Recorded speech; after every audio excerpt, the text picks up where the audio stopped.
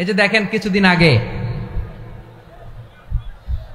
আমাদের বর্তমান নেতা ডক্টর ইউনূস উনি সব রাজনৈতিক নেতৃবৃন্দদেরকে ডেকেছেন একটা ইস্যুকে কেন্দ্র করে। তার মানে গোটা বাংলাদেশ এক হয়ে গিয়েছে। তো ভারত যদি বাংলাদেশে আধিপত্যবাদ বিস্তার করতে চায়, বাংলাদেশের 18 কোটি জনগণ সেটা রুখে দেবে। ভারত যদি গৌর গোবিন্দের ভূমিকায় নামতে চায়, দেশের 18 কোটি মুসলমান শাহজালালের ভূমিকায় নামবে। গত 50 বছর তো দেখেছি এই ডিসইউনিটি, অনৈক্য, বিভেদ, বিচ্ছিন্নতা আমাদেরকে কোথায় নিয়ে গিয়েছে। আমরা সবাই উদ্বেলিত হয়েছি, উচ্ছ্বসিত হয়েছি, ঠিক কিনা বলেন? রাজনৈতিক নেতাদেরকে ডেকেছেন উনি, আমরা এক হয়েছি। এরপরে ধর্মীয় অঙ্গনের যে লিডাররা, বিভিন্ন ধর্মের, শুধু মুসলিম না, সবাইকে ডেকেছেন, আমরা ঐক্যবদ্ধ হয়েছি। এটাকে বলে ন্যাশনাল ইউনিটি, জাতীয় ঐক্য। যে কোনো ধরনের কনস্পাইরেসি, ষড়যন্ত্র, আধিপত্যবাদ মোকাবেলায় জাতীয় ঐক্যের চেয়ে মোক্ষম হাতিয়ার আর নাই। আমাদের একটা প্রতিবেশী দেশ আছে, আমরা আমাদের দেশ নিয়ে যত ভাবি তারা তার চেয়ে বেশি ভাবে। কথা বুঝতেছেন না? আরো ভেঙে বলতে হবে। আমরা আমাদের দেশ নিয়ে যত উদ্বিগ্ন, এদের আরো টেনশন বেশি। বলেন আমাদের দেশে শান্তি আছে না নাই? আমরা হিন্দু মুসলিমে কখনো দাঙ্গা লাগে? আসতে বলেন কেন লাগে? ওদের পূজা পর্বণে আমাদের মাদ্রাসার ছেলেরা যে পাহারা দেয়, চিল্লায় বলেন ঠিক কিনা? আমাদের তাফসির মাহফিলের সময় ওরা ডিস্টার্ব করেন, ঢোল বাজায় না। ওদের পূজা পর্বণের সময় আমাদের তাফসির মাহফিলের ডেট হলে আমরা চেঞ্জ করে দেই। সুবহানাল্লাহ, কি সাম্প্রদায়িক সম্প্রীতির রোল মডেল। আর ওই বাংলাদেশের ব্যাপারে তারা অনেক ডিসইনফরমেশন ছড়াচ্ছিল। ভারতের অনেকগুলো গণমাধ্যম, আমি জেনারেলাইজ করব না, আমাদের প্রতিবেশী দেশের সব গণমাধ্যমকে আমি দোষ দিতে চাই না। অনেকগুলো গণমাধ্যম তারা ডিসইনফরমেশন শেয়ার করেছে। ডিসইনফরমেশন আর মিস ইনফরমেশনের পার্থক্য আছে। মিস ইনফরমেশন না জেনে ভুল বুঝে একটা মিথ্যা বা ভুল তথ্য ছড়িয়ে দেয়া, এটার ক্ষমা আছে, এটার কি আছে। আর ডিসইনফরমেশন মানে ইচ্ছা করে, প্ল্যান করে, ম্যাপ করে, ছক এঁকে মিথ্যা, গুজব, রটনা সোশ্যাল মিডিয়ায় ছড়ানো, এটার ক্ষমা আছে? আওয়াজ করে বলেন ক্ষমা আছে? ভারতের কিছু গণমাধ্যম তাই করেছে। আমরা ব্যথিত হয়েছি, আমাদের হৃদয়ে রক্তক্ষরণ হয়েছে। আমাদের প্রতিবেশী দেশকে বলতে চাই, আমাদের দেশ নিয়ে আপনাদের ভাবার দরকার নাই। নিজের চরকায় তেল দেন, নিজের দেশ নিয়ে ভাবেন।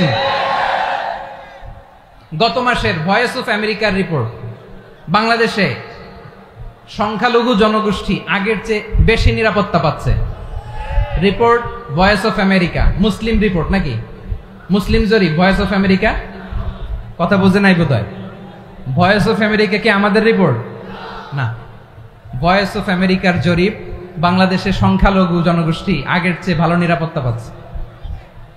শুধু এখানেই শেষ না, মাইক্রোসফটের একটা জরিপ শোনায় আপনাদেরকে। তারা সারা পৃথিবীতে গুজব, ভুয়া আর মিথ্যা নিউজ ছড়ানোতে কোন দেশ সেরা একটা রিপোর্ট করেছে। এর মধ্যে 1 নম্বরে এসেছে ভারতের নাম।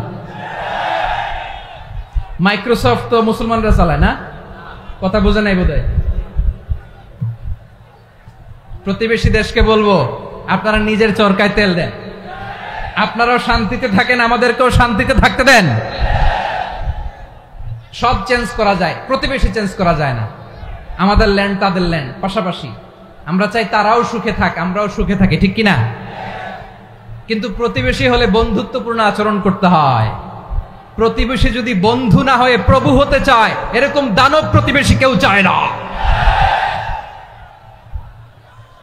ভারত যদি বন্ধুত্ব উপহার দেয়, আমরাও বন্ধুত্ব দিব। কি বলেন? তারা যদি বন্ধু সুলভ আচরণ করে, আমরাও বন্ধুত্ব উপহার দেব। কারণ আমাদের পররাষ্ট্র নীতি হচ্ছে সবার সাথে বন্ধুত্ব, কারোর সাথে বৈরিতা নয়। আলহামদুলিল্লাহ বলেন, কত চমৎকার পলিসি আমাদের। আমরা নির্বিবাদী, আমরা বাংলাদেশিরা শান্তিকামী। We are proud of that. এজন্য আমরা গর্ববোধ করি। আমাদের পররাষ্ট্র নীতি সবার সাথে বন্ধুত্ব, কারোর সাথে শত্রুতা নয়। তাই প্রতিবেশী দেশকে বলবো, আমার ভাইয়েরা, আপনারাও আমাদের ভাই। বন্ধুত্ব দিলে বন্ধুত্ব পাবেন। বন্ধুত্ব ইজ ওয়েলকাম, দাদাগিরি নয়। বন্ধুত্ব ওয়েলকাম, দাদাগিরি নয়। Loud and clear. ভারত যদি বন্ধুত্ব দেখায় বন্ধুত্ব পাবে, কিন্তু ভারত যদি বাংলাদেশে আধিপত্যবাদ বিস্তার করতে চায়, বাংলাদেশের 18 কোটি জনগণ সেটা রুখে দেবে। ভারত যদি গৌর গোবিন্দের ভূমিকায় নামতে চায়, দেশের 18 কোটি মুসলমান শাহজালালের ভূমিকায় নামবে। প্রিয় ভাইয়েরা, আমরা বন্ধুত্বে বিশ্বাসী, শত্রুতায় নই, ঠিক কিনা বলেন? আল্লাহ আমাদেরকে বোঝার তৌফিক দান করুন। তাহলে এই যে তারা বলেছে এদেশে সংখ্যালঘুরা কষ্টে আছে, দুঃখে আছে, এটা কি ঠিক? বলেন, এটা কি ঠিক? না, তারা ডিস ইনফরমেশন শেয়ার করেছে, এটা ঠিক নয়। আমার প্রতিবেশী বন্ধু রাষ্ট্রকে বলবো, আপনারা এটা করবেন না, এটা করবেন না। আমরা শান্তিতে আছি, আপনারাও শান্তিতে থাকেন, আমাদেরকেও শান্তিতে থাকতে দেন। এই যে চিটাগাংয়ের অ্যাডভোকেট আলিফ হত্যাকাণ্ডে গোটা বাংলাদেশ আমরা ধৈর্যের পরাকাষ্ঠা দেখিয়েছে, চিল্লায় বলেন ঠিক কিনা?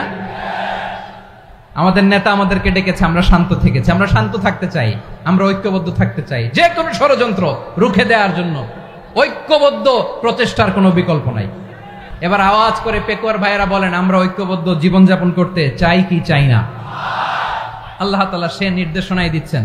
আল্লাহ তাআলা ইরশাদ করছেন, ওয়া'তাসিমু বিহাবলিল্লাহি জামিআন ওয়া লা তাফাররাকু ওয়াযকুরু নি'মাতাল্লাহি আলাইকুম إذ كنتم أعداء فألف بين قلوبكم فأصبحتم بنعمته إخوانا وكنتم على حفرة من النار فأنقذكم منها كذلك يبين الله لكم آياته لعلكم تهتدون الله أكبر পড়েন।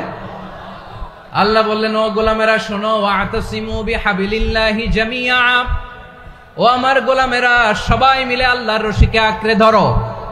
আল্লাহর রশি হলো ইসলাম, আল্লাহর রশি হলো কোরআন। আল্লাহ বললেন কোরআনকে আঁকড়ে ধরো, ইসলামকে আঁকড়ে ধরো। একা একা আঁকড়ে ধরলে চলবে না, জামিআ সবাই মিলে আঁকড়ে ধরো। এই আদেশটা আমাদের জন্য দান করেছেন কে? আল্লাহ তাআলার নির্দেশ, ওয়া'তাসিমু বিহাবলিল্লাহি জামিআ, সবাই মিলে আল্লাহর রশিকে আঁকড়ে ধরো। হাবলুল্লাহ মানে আল্লাহর রশি। হাবলুল্লাহ মানে কি? রশি। এই হাবলুল্লাহ আল্লাহর রশি বা আল্লাহর রজ্জু দ্বারা উদ্দেশ্য হচ্ছে ইসলাম। আল্লাহর রশি দ্বারা উদ্দেশ্য কি? তাফসিরে অনেক ব্যাখ্যা এসেছে। এরকম পরিস্থিতিতে তাফসিরের সূক্ষ্ম সূক্ষ্ম বিষয়গুলো আমরা শোনাতে চাই, কিন্তু পরিবেশ হয়ে ওঠে না। আল্লাহর রজ্জু বা আল্লাহর রশি দ্বারা উদ্দেশ্য হচ্ছে ইসলাম। আল্লাহর রজ্জু বা আল্লাহর রশি দ্বারা উদ্দেশ্য হচ্ছে কোরআন। কারণ কোরআন আমাদেরকে ঐক্যবদ্ধ করে, ইসলাম আমাদেরকে ঐক্যবদ্ধ করে। চিল্লায় বলেন ঠিক কিনা? এজন্য আল্লাহ বললেন, তোমরা আমার রশিকে আঁকড়ে ধরো, বিচ্ছিন্ন হয়ে না। আমার দেয়া নেয়ামতগুলো স্মরণ করো। যখন তোমরা ছিলে শত্রু, তোমাদের মধ্যে হৃদয়ে আমি আল্লাহ ভালোবাসা ঢেলে দিলাম, ফলে তোমরা সবাই ভাই ভাই হয়ে গেলে। তোমরা সবাই ছিলে জাহান্নামের কিনারায়, জ্বলন্ত অগ্নিকাণ্ডের পাশে। আমি আল্লাহ দয়া করে ঈমানের বদৌলতে তোমাদেরকে আগুন থেকে ফেরালাম। আমি আল্লাহ দয়া করে তোমাদেরকে জান্নাতের পথ দেখিয়ে দিলাম। সুবহানাল্লাহ পড়েন। এমন পথ দেখালাম যেই পথ তোমাদেরকে জান্নাতে নিয়ে যাবে, পথের দিশা তোমরা পাবে। লাআল্লাকুম তাহতাদুন। প্রিয় ভাইরা, তাহলে আমাদের যে ঐক্যবদ্ধ থাকতে হবে, এই নির্দেশটা কার? নাকি মন মতো আমি বানায় বলতেছি? আওয়াজ করে বলুন, নির্দেশটা কার? আল্লাহ। তাহলে আমাদেরকে ঐক্যবদ্ধ জীবন যাপন করতে হবে। প্রিয় ভাইরা, ইসলাম আমাদেরকে ঐক্যবদ্ধ করে। ইসলাম আমাদেরকে কি করে? সংঘবদ্ধ করে, ঐক্যবদ্ধ করে। বিচ্ছিন্ন হওয়া যাবে না। বিরোধ, বিচ্ছিন্নতা, মতানৈক্য, এগুলো আমাদেরকে ধ্বংস করে, আমাদেরকে দুর্বল করে। আর আমাদের ঐক্যবদ্ধ প্রচেষ্টা আমাদেরকে বিজয়ের দিকে এক ধাপ এগিয়ে নেয়। চিল্লায় বলেন ঠিক কিনা? এজন্য আল্লাহ বললেন, ওয়া'তাসিমু বিহাবলিল্লাহি জামিআ, তোমরা আল্লাহর রশিকে আঁকড়ে ধরো, তোমরা ঐক্যবদ্ধ জীবন যাপন করো, তোমরা বিচ্ছিন্ন হয়েও না। বিচ্ছিন্ন হইলে লস, ঐক্যবদ্ধ হলে সেখানে কল্যাণ আছে না নাই?